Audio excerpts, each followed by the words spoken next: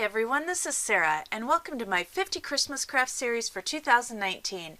I'll be showing you how to make 50 different Christmas crafts this year, and I hope you'll be back for all of them because we'll be having a lot of fun. Today, I am participating in another collab with some great ladies here on YouTube. We are all making gingerbread crafts, so if you like all things gingerbread, be sure to check out all their videos as well. The links are all in the description below. If you like what you see here, please be sure to like, subscribe, and hit that notification button below.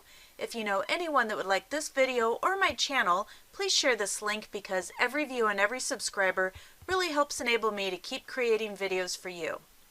And if you'd like to see more of what I do, you can follow me on Instagram or take a look at my blog.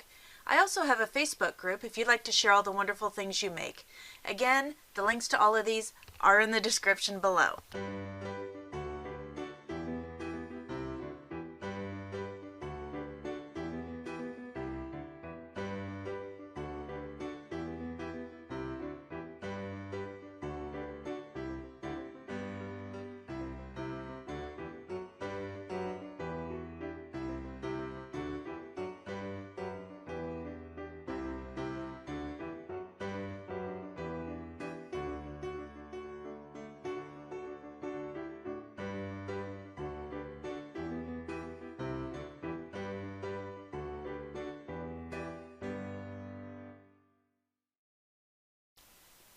For my wine glass charms, I'm just going to use this piece of PVC connector pipe that I found laying around the house. It's about the right diameter for me to use to wrap my wire around in order to make the cuff for the charms. And I'm just going to wrap my jewelry wire around I'm just going to wrap it around 4 or 5 times since I'm making 4 wine glass charms. And once I get that wound, what I'm going to do is go ahead and take a pair of small wire cutters and just clip it off, and then I am just going to clip the wires all at the same time, just one clip down the middle.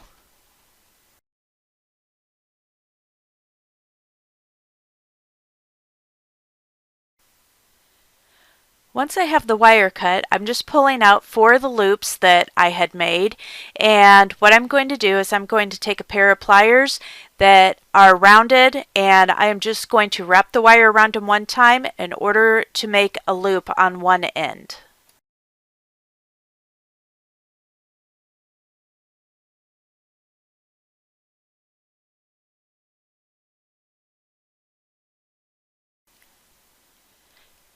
Next, I'm going to take these adorable gingerbread face mini ornaments that I picked up at Hobby Lobby, and I'm just going to cut the strings off of them so that all we have left is the little metal hanging hook on them. Now comes the fun part, and that is decorating the charms themselves. So what I like to do when I make wine glass charms is cover the entire wire with beadwork so that it looks a little bit more elegant and a little bit more expensive, and you're not just seeing a bare wire. So what you'll see me doing is coming up with a pattern that I like between the beads that I have out I'm going to use, and I'll be using the bicone beads in a different color for each of the gingerbread face charms so that it will be easy for everybody to tell their drink apart. Aside from the faces, the bicones will also be different colors.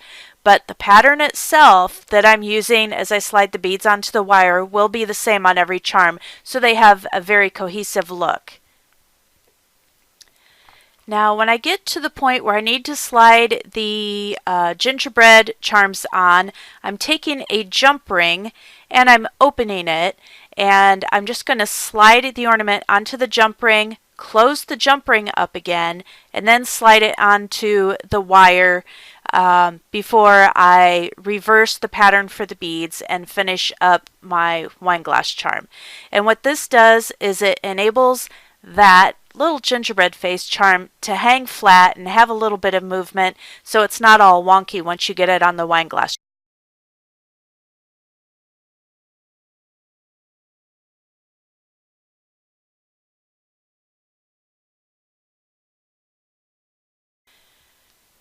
Once you have your beading done on your wire, it's time to finish off the the charm. And what I'm going to do is just take a pair of pliers and I'm going to bend that extra wire back at a right angle so that it's tight enough those beads cannot slip off of it. And then I am going to leave maybe 1/8 of an inch on the wire after the bend and just snip off the excess. Then I'm going to go ahead and close up the wine glass charm, and I'm going to make sure it has a nice shape. So here I'm just adjusting the loop so that it closes nicely and just stretching it out so it's got a nice circular shape. And there's our first wine glass charm all done. So I'm going to go ahead and repeat the process with the other 3 charms, and then we will have a complete set.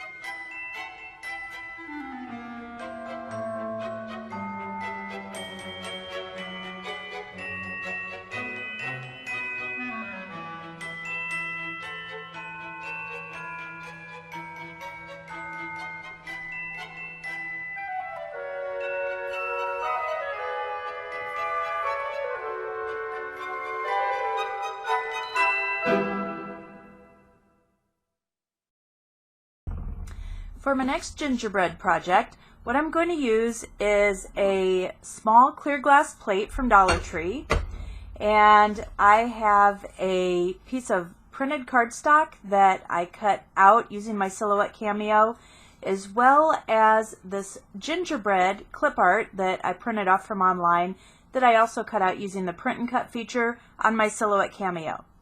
Now, if you don't know how to do this, that's okay. You can go ahead and print out something that already has the background printed on it and just cut it in a circular pattern. If you have a Silhouette Cameo and you're wanting to learn how to use the print and cut feature or anything else on it, just be sure you subscribe to my channel, because starting in January I will be giving Silhouette Cameo tutorials. So I'm really looking forward to that, and we'll be doing so much more with the cutting machines.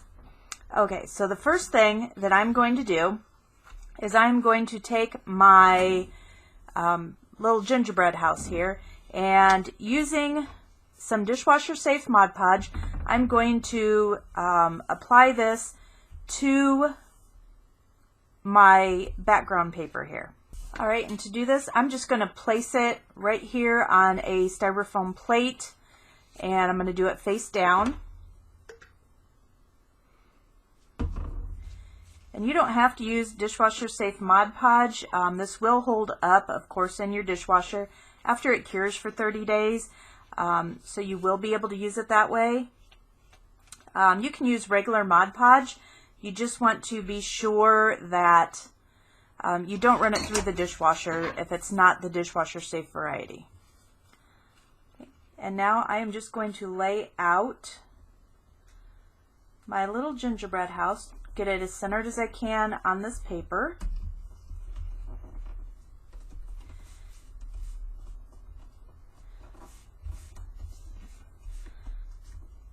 All right, now it doesn't have to be perfect. And now what I'm going to do is I'm going to coat the bottom circular area of my plate with the Mod Podge. I'm going to put a decent layer on here.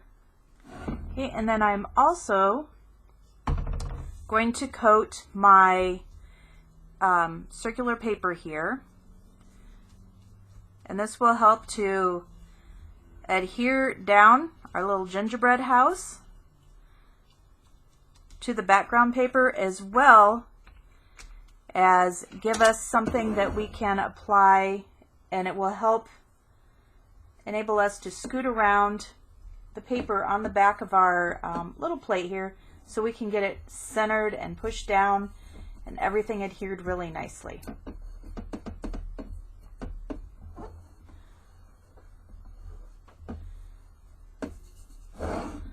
Alright, and we just want to be sure we have everything pushed down really well on here. We don't want any loose areas. And I think for this I'm going to use one of my silicone spatula pieces that I've just pulled off of the handle. I want to be careful pushing this down. It's not a real thick paper, so I don't want to tear the paper, but I do want to be sure everything is down securely. Any bubbles will show through once it dries. Okay, and that looks pretty good. You can of course see the cloudiness because the Mod Podge is still wet. We are going to let that set and dry. Now that the Mod Podge is dry, what I'm going to do is turn the plate back over face down again, and I'm going to mix a little bit of my Agave Waverly chalk paint and my Heavy Fog, which is an Anita's all-purpose acrylic, and I absolutely love this color. I use it a lot. But for the purposes of this project, I'm going to mix them both together a little bit. Right, and I'm using just a little more of the agave than the blue because I do want the consistency of the chalk paint, but I do want to take it down a little bit with that blue-gray so it matches a little more closely the main color of that paper, although the paper does indeed carry very close similarities to both of these colors individually.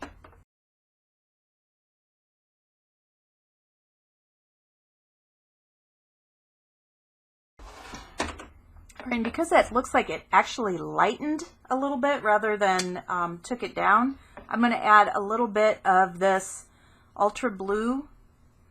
Let's see if I can match a little bit of that darker tone that's in there. All right, and now that we have a color that will blend in a lot more naturally to these colors, I'm just going to go ahead and paint the outer area of our plate. And this is going to take 2 or 3 coats because we want to be sure we have a nice thick even coat all the way around.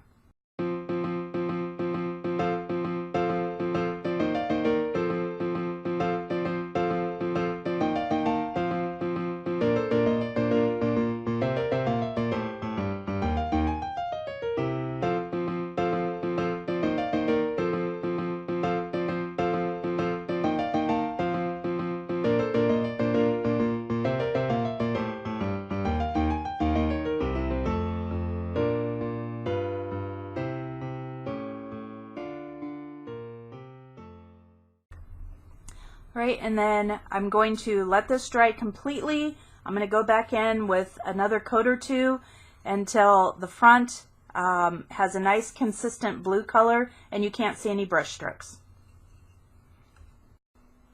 Now to finish up my plate, I am going to use one piece of cardstock that I've cut into the same size circle, and I'm going to Mod Podge this right down over the other one just so we have a nice neat finished look on the bottom. And again, I am just going to put a nice thick layer of Mod Podge over the back of the plate here.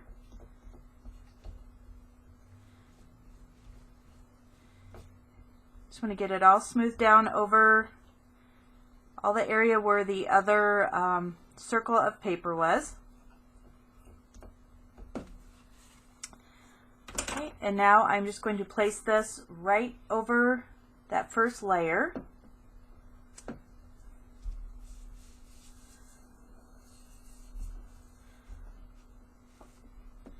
I'm just going to go over it with a little bit more, get those edges sealed. Now we're going to let this set for about 20 minutes till that Mod Podge is all dry, and then we are going to go over the plate with a final coat of the dishwasher safe Mod Podge. We're going to cover the paint, we're going to cover the back of the paper. Actually, I'll probably do 2 final coats of it just because I want to be sure everything is sealed in really nicely. Alright, here is our finished decoupaged plate with the cute little gingerbread design on it. I absolutely love how this came out. The paint does blend really well. And over here are our gingerbread wine glass charms. You can use them on water goblets as I have them here, wine. You can hook them to coffee mugs on the handle. You can use them pretty much anywhere there's room to attach them. It doesn't have to be a wine glass. They turned out so cute. I absolutely love them. Let me know in the comments below if you're interested in more silhouette design processes and tutorials, because I am really excited to start sharing this with you. And I will see you soon with another project. Bye-bye. If you liked this video, please be sure to hit that like button as well as share it with friends who may also enjoy it. If you like my channel, hit that subscribe button, and when the notification bell pops up, be sure you hit that as well so you never miss a video. And, as always, have a great day and stay crafty.